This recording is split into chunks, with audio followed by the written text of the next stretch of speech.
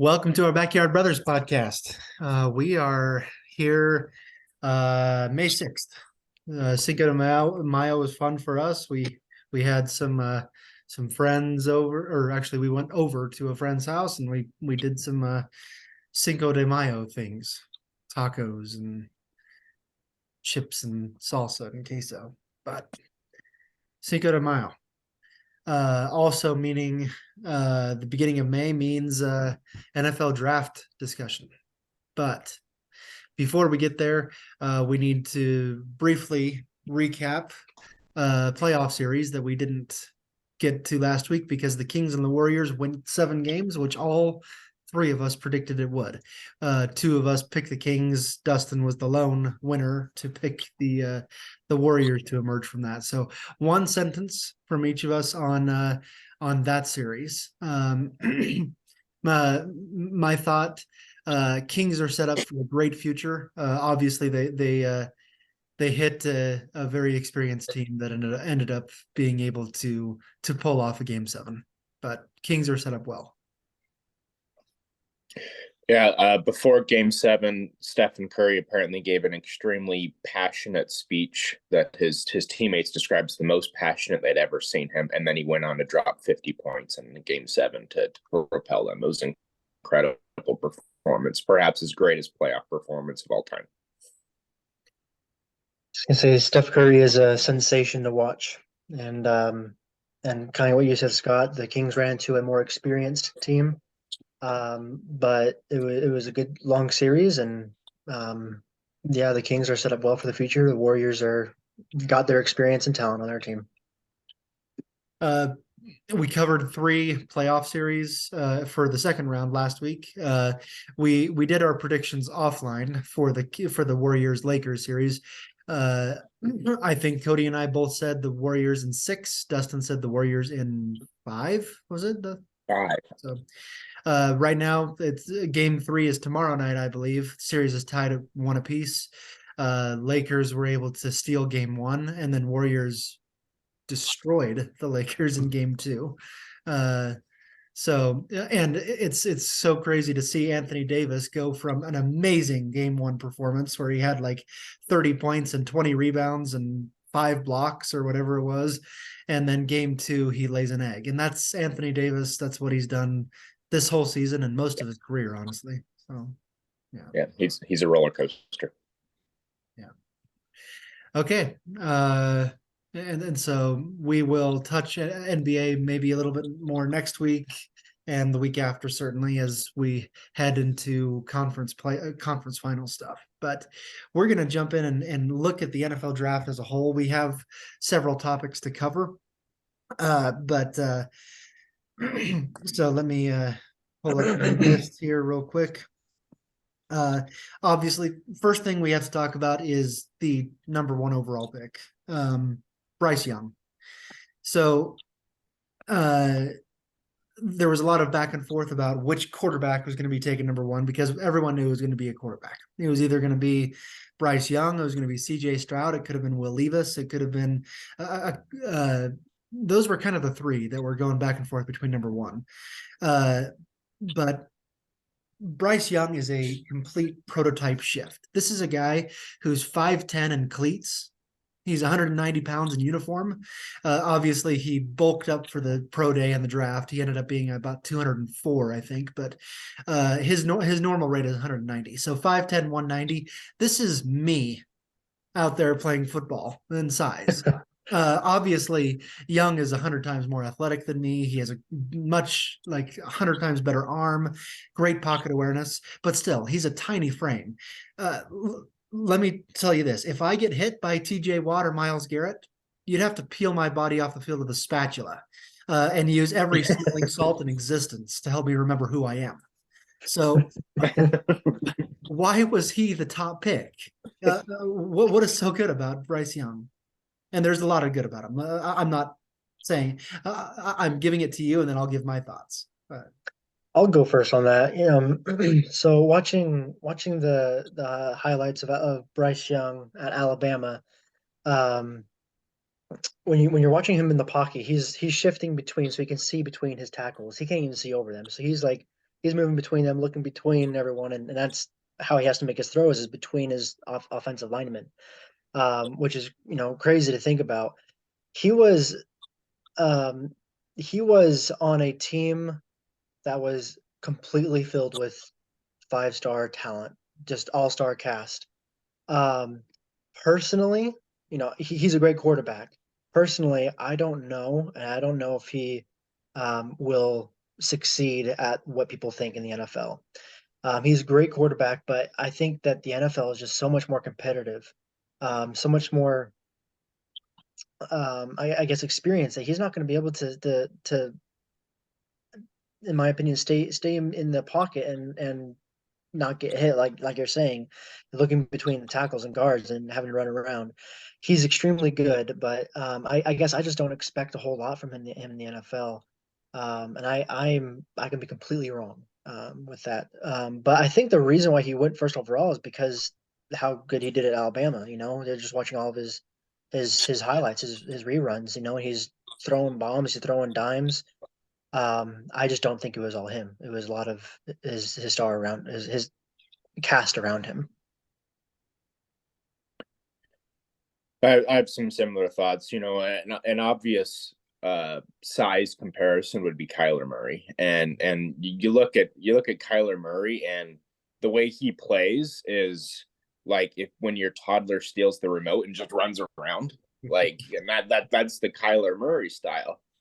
And Bryce Young is not that style. He's much more of the pocket passer. He certainly has that athleticism, but being the pocket passer, being able to make those throws is a very sought after skill as a quarterback. And when you double down on the athleticism, that's just a bonus.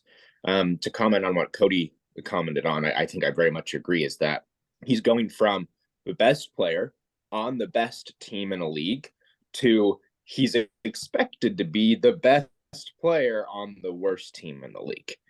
And it's to put the entire franchise on his shoulders. He's going to be 22 when he's the starter, young. The whole franchise, they're expecting him to come around and do what for the Panthers. And there's a lot of pressure on him, where he's expected everybody around him is the best. And now everybody around him is not going to be the best. And so for him to be in that leadership position so early in his career, that's so tough for a quarterback. Yeah, I have some similar thoughts, but I also have maybe a couple of different opinions. Number one, watching what Bryce Young did in college, there is a lot of the idea that both of you said, that he had this great cast of talent around him, but there's also a lot of plays where you can see him individually excelling when everything around him, his pocket quickness, his pocket awareness, top notch, amazing what he's able to do in the pocket, and that's all him.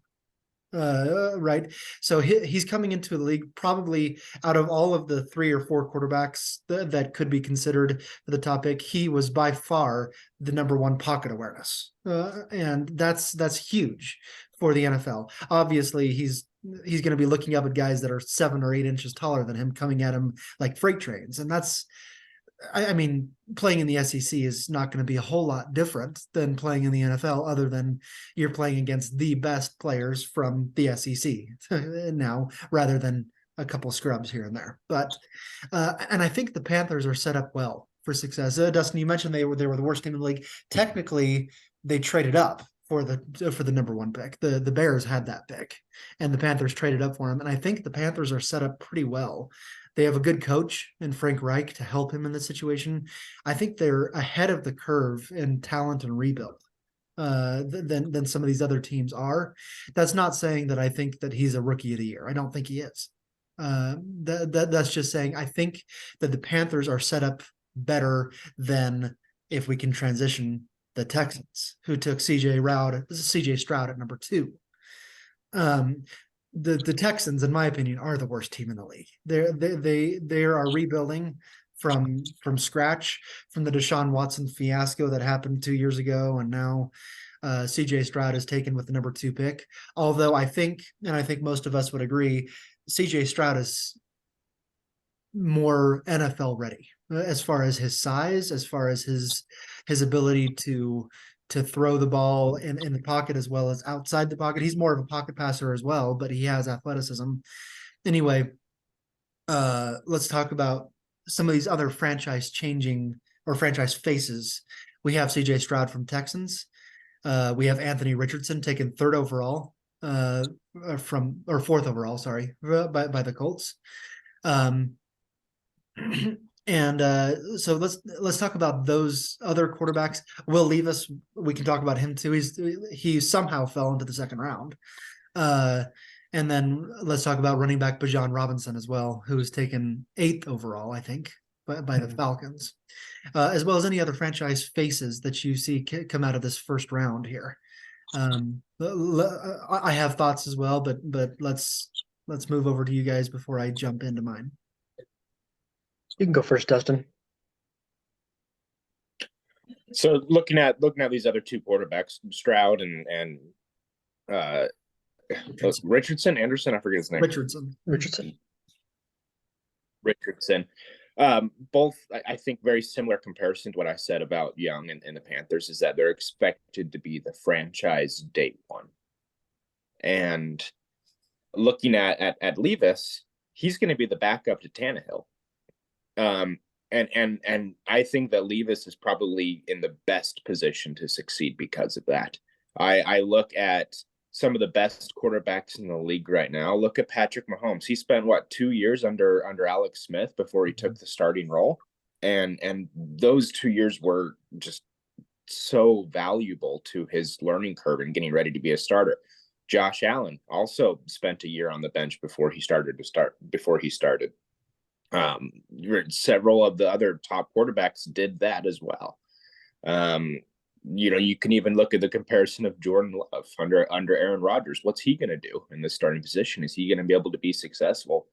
Whereas so many of these top 1st round quarterbacks, it is such hit and miss because they're expected to be number 1 guy right away, and that's such a hard position. And so I'm looking forward to where Will Levis is going to be in a couple of years, and see where that's going to be. So I'm excited how that is. Talking about Bijan Robinson with the Falcons, that I think that's a very interesting pairing. I think he could do great, and he could be a 1,000-yard rookie. Yeah, I have a lot of similar thoughts to you, Dustin. And what we're talking about with these quarterbacks who are coming in expected to be the day 1 starter, immediate, day 1 impact. This is what we've talked about in the past about, the evaluations of quarterbacks, scouting, and what are we doing wrong or what are we doing right? And we're going to see maybe more of that here. I think, I agree that CJ Stroud is more NFL ready than Bryce Young. But you could say that you probably expect more from him because of the team that he has around him. But I think D'Amico Ryan is really gonna Ryans, one of those Ryans is gonna I think he's gonna try to do everything he can to set him for success. I think they even address some of their other needs in the draft. I think on the offensive line. I'd have to look at it again. But so with CJ Stroud, I do, there's a lot expecting of him, but I expect more from him than Bryce Young, to be honest. Anthony Richardson, that was so my thought on him is he has insane potential and talent. He is incredible, but he is the least NFL ready in my opinion out of all the quarterbacks. He is someone who I thought would, take him as early as you can because he has got potential for miles, but you need to let him sit behind a quarterback, someone else for a little while. And he's sitting behind Gardner Minshew. Gardner Minshew, which I'm like, okay, so is there a plan to start Richardson right away? Because I don't think that's a good idea. Or just have him learn behind Minshew, which I'm not sure what he's going to learn. But and so I think, it's smart for them to take him, but their plan, I think, is that Richardson needs 2, maybe even 3 years to develop. And then the Colts will be set in my opinion, they'll be set for a long time. He's got insane potential, and I agree as well with Will Levis. I think it's crazy he fell into the second round, but I think that Titans got a steal there with that, and we'll be able to really work on him there. Yeah, I'm I'm gonna be an echo chamber here, but with Anthony Richardson, the Colts are really gambling there, in my opinion. And you have to do that with quarterbacks. You don't. Richardson has by far the least amount of tape available or film to watch on him. He has by far, and Cody said this, the highest ceiling of any of these quarterbacks taken. He has huge potential.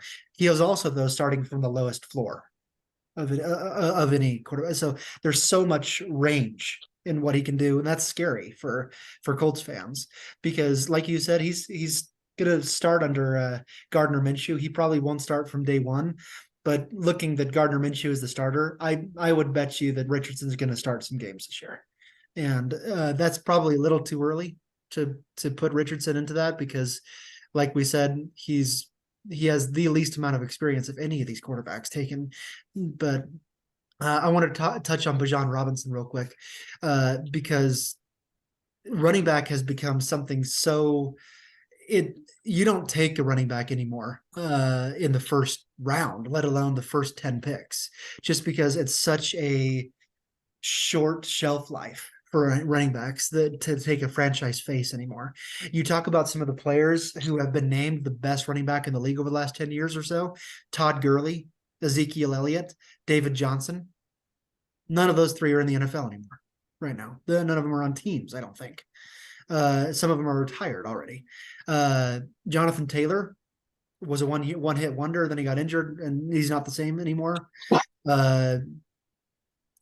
It's such a short lifespan. Right now, you're talking about Nick Chubb and Christian McCaffrey as maybe the best running backs, and they've been the best running backs for maybe 2 years, and that's about it. And who knows how much longer. And so, taking Bijan Robinson with the 8th pick is a testament to how good of a player he was at Texas. And coming into the Falcons is a different situation, right? Because the Falcons are set up already with 2 good running backs. They have Cordero Patterson, who's that receiving threat, and they have last year's 5th round pick Tyler Algier, who really blossomed really well and can be that guy. And so Bijan Robinson comes into a situation where maybe he's taking the 3rd snaps, but I bet he has the talent to be taking first team snaps by game 8 or 9 as well. And so we'll talk later about rookie of the year picks, but it's a weird situation that they took him when they already had 2 other guys that can play running back position as well. So any thoughts as we move forward? Yeah, that was the only thing I didn't talk about in my answer. There is Bijan Robinson. I was very surprised to see that pick, but I was very surprised, but also not surprised, I guess is the way to say, because there was so much talk about him going, in the first round, maybe in the top 15, top 10, and he did. He went 8. And when you look at the tape at Texas, you see why he's a sensation. The question is if he can translate his play type from Texas to the NFL with the Falcons, and we'll see there. But I was very surprised and I kind of satisfied with that. I thought it was kind of cool to see it happen. Yeah. I had written down to talk about any of the best players from their positions and where they were drafted and to whom. Do we have any thoughts about that from either of you two about we've talked quarterbacks mainly, but any other positions? Cody. I have one. I was, as a Seahawks fan, I was watching this draft and I was surprised I was pleasantly surprised. First off, they took the best corner in the draft, 5th overall, Devin Witherspoon. But the one I was surprised about was 20th overall. They took Jackson Smith-Njigba from Ohio State, best receiver off the board, first receiver off the board, and best receiver in the draft. And I wasn't expecting that, but I like it because now you have Metcalf, Lockett, Smith-Njigba, Smith. I guess I'll just call him JSN. is going to be just playing in the slot, I think, mostly, and we'll have a lot of eyes looking elsewhere because you got Metcalf on the wide, Lockett in the wide. So I think Seattle really went, kind of went big there. I wasn't expecting. I was expecting like a defensive tackle or something, or defensive end or something.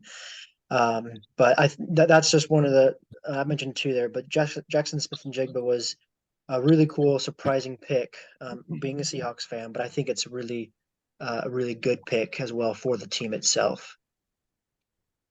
Yeah. Dustin, I'll jump in and then you can go if you have anything. But I also agreed that he was probably the best receiver in the draft, and he was taken with the first receiver pick. Although there were two, I mean, there were four wide receivers taken back to back to back to back at that point after Smith and Najigba. There was Quentin Johnston from TCU that went to the Chargers, Zay Flowers from Boston College who went to the Ravens, and then Jordan Addison from USC who went to the Vikings. All four of them can be impact players, and projecting what they're going to do for their teams. I really actually like Jordan Addison for the Vikings. I think that he's going to step in and probably have the best impact of those four, just because of the situation he's going. He's essentially replacing Adam Thielen. So he's going to be right there on the edge with Justin Jefferson. A lot of attention is going to be taken away from him, and I like what he can offer that team.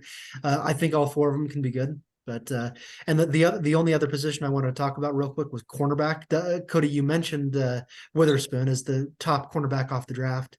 In my mind, he wasn't the top cornerback in the draft. In my mind, it was Christian Gonzalez from Oregon, who was taken with the 17th overall pick by the Patriots. I was surprised that he wasn't taken, honestly, with that pick earlier in the draft.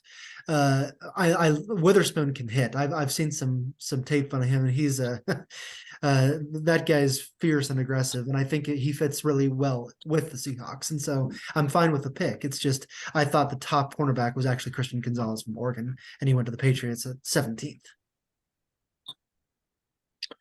To wrap this up, I don't have specific names or teams, but looking through the list the other day, I'm happy to see so many offensive linemen taken first round. It's a trend that we've seen for 10, 15 years where offensive linemen are taken early first round, and that's continuing. That those guys who nobody knows anybody names, they're just trench fighters, workers, and excited to see so many first round picks for offensive linemen again.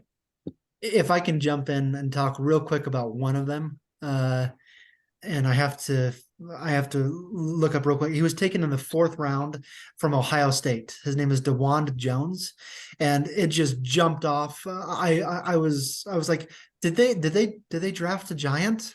Like, this guy is 6'8", 360 pounds, and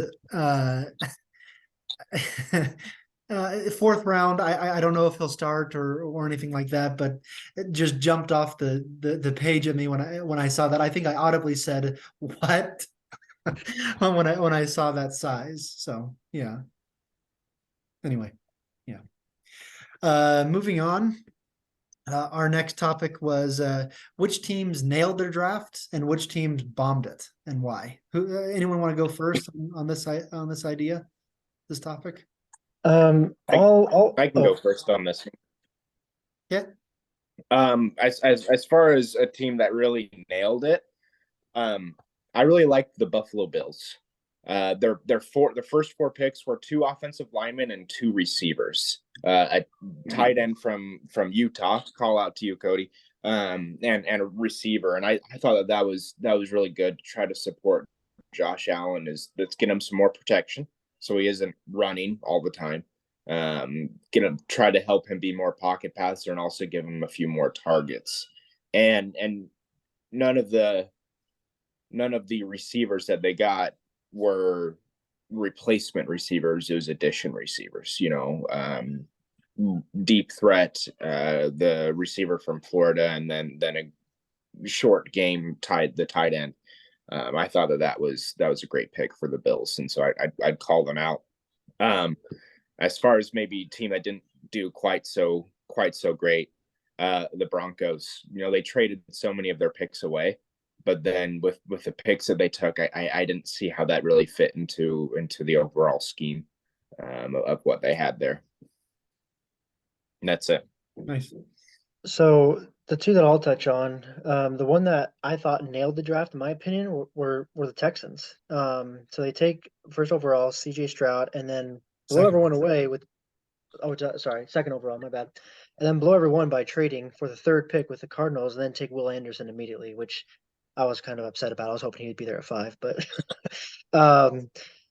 and so that really surprised me. But I thought it was really really aggressive for them to do that, to have one of the best offensive players in the draft, and then one of the best, if not the best, defensive player in the draft on their Probably team, the and best then overall player in the draft. I've heard that too as well. So, and then I really like their pick with Nathaniel Dell, wide receiver from Houston, to help out CJ Stroud a little bit.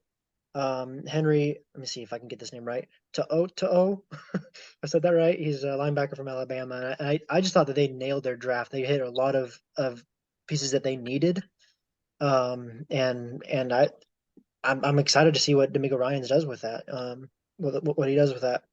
As far as a team that didn't nail it, in my opinion, were the Miami Dolphins. First off, they kind of were in a bad position because they had their first pick, forfeited by the NFL for, I think it was something to do with Brian Flores or like messing with the integrity of the game, something like that. I have to look at it, but so they only had 4 picks total for the draft, and I don't really. They addressed one need of theirs out of 5 total needs. They addressed one. That was running back with Devin Achane from Texas A&M. And so I don't know. With 4 picks, they were limited on their picks. They just didn't really address the needs that they needed. They were just in a bad position to fail, and they did, in my opinion. Great. We're going to talk about 6 different teams, which I like, because the team that I thought nailed it was the Tennessee Titans. They did the ultimate draft risk, then they pulled it off. They knew they needed a quarterback. Ryan Tannehill is on his last season of his contract. He's almost certainly not going to be renewed for that, and so they knew that a bunch of quarterbacks were going to be taken before they were available to pick, and so they did this ultimate risk, and they went after a huge needed offensive tackle. Took maybe the best one there, and Peter Skoronski, who will step in to immediately replace Taylor Lewan at left tackle, and then they still managed to get Will Levis in the second round, the guy they thought was the best quarterback in the draft class. I mean, it's been said that if you're going to build a quarterback, this is the dude you come out of the lab with. He's great prototypical size. He's 6'4", 230, huge arm, good pocket presence. And then the Titans continued with their other 4 picks. They had 6 picks, all on offense. They were set on defense. They struggled big time on offense last year. They took a running back. I'm trying to remember his name right now. Spears. IJ Spears. Yeah, from Tulane, I think. And he's a small guy. He's a receiving guy that can take a lot of beating away from Derrick Henry. And then their other 3 picks were all offense as well. I think they took a tight end, another offensive lineman, and a receiver. And the AFC South is up for grabs more than any other division. The Jaguars won the division last year, but are they really that good? Colts and Texans are rebuilding.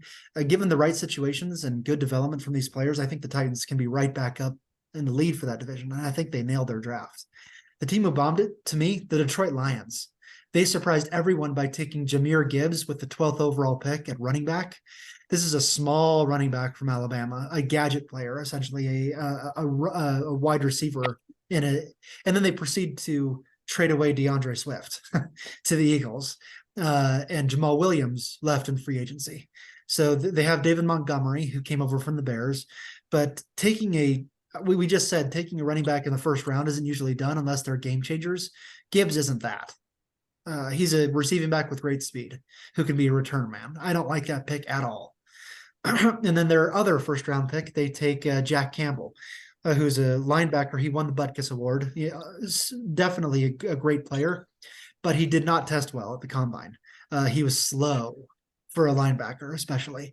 Didn't test well at all. And he was projected to go to the Lions later in the 3rd round, but they take him in the 1st round. It's okay to take your players that you want, but taking Campbell when Nolan Smith from Georgia was still on the board, That's not a good plan in my opinion. Uh, and then they kind of got back on the board in the later rounds by taking a great safety from Alabama, a Branch, and a tight end to replace Hawkinson.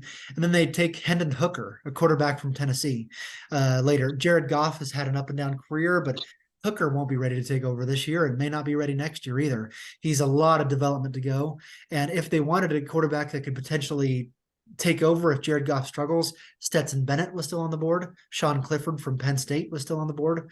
More NFL ready quarterbacks than Hendon Hooker were on there. And so I did not like the Lions draft, especially when they're supposed to be able to take over and win maybe the NFC North this year. That's not a good start. So Yeah, one follow up there. Something that kind of made me chuckle or snicker or chort a little bit is the Green Bay Packers. You know, they trade away Aaron Rodgers and then they drafted offensive linemen and receivers, like 5 of them, which is exactly what he'd been asking for like 6 years, and they never did it. And then they tried away and do all of that. So that made me laugh while looking at that. And they went defense with their first pick, as they always do as well. So yeah, and they're the ones who took Sean Clifford as well. So now they have Sean Clifford. I don't know what their plan is now to let him. I don't know. I don't know what their plan is with him. But yeah. Yeah. Okay. We have 2 more topics to get through in 7 minutes. Let's see if we can do it quickly. Day 2 and 3 impact players. Any steals that you see from this draft in days 2 and 3? We don't have to talk about Will Levis. We know he's the steal of the draft already in the second round, but who else? Anyone else? I'll just go real quick. 4th round, pick number 110 overall to the Colts. I'm gonna see if I can pronounce the name. Adetomowa Adebowore, whatever his name is. He's from Northwestern. He was so just according to the rankings, so he was the 6th best DN on the board, 51st overall according to these rankings, and he went 110th to the Colts. I thought he was second round, to be honest. I thought he was gonna go the second round, and so the fact that he fell down to the 4th, Colts picked him up there. I think they got a steal there. I think he's gonna be a really, really good impact player. I think he'll be starting. Maybe not day 1, but he'll be starting in there game 4 or 5. I think he's going to make an immediate impact. I really like his tape. I really like what he can do. He's big, and he really gets after the quarterback and helps with that rush. So I was hoping that the Seahawks would take him at some point too, but I just thought that was a really good pick for them, and it was a steal in my opinion. I'll jump in real quick and then hand it over to you, Dustin. I have I have 2 very quick ones. The New York Giants in the 3rd round took Jalen Hyatt, wide receiver from Tennessee. He won the Biletnikoff Award, best wide receiver in college football. He had over 1,200 yards receiving, 15 touchdowns. He has a skinny frame, 175 pounds, which was why he fell, as well as only the 1 year. He had 2 previous years before that he didn't do anything. But that's a big steal in my opinion, especially to a team that needs a receiver. And then day 3, 5th round, Jamie Robinson to the Panthers, safety out of Florida State. He's going to be a day 1 starter, even though he's a 5th round pick, because he's filling in next to Jeremy Chin. He's a great roving safety who also had 99 tackles for Florida State last year. This guy can play football. Yeah, the one that I'll mention, and I mentioned it earlier, is the Bills taking Justin Shorter from Florida.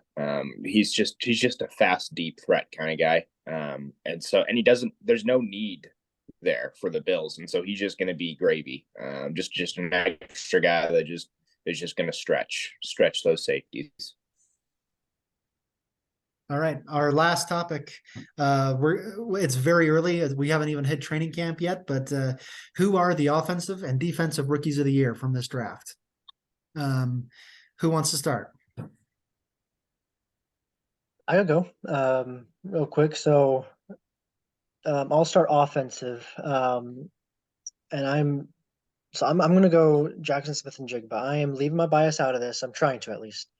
Attempting to. I think that Jackson Smith and Jigba has the ability and the capability to become offensive rookie of the year. because there's so much more on offense to focus on.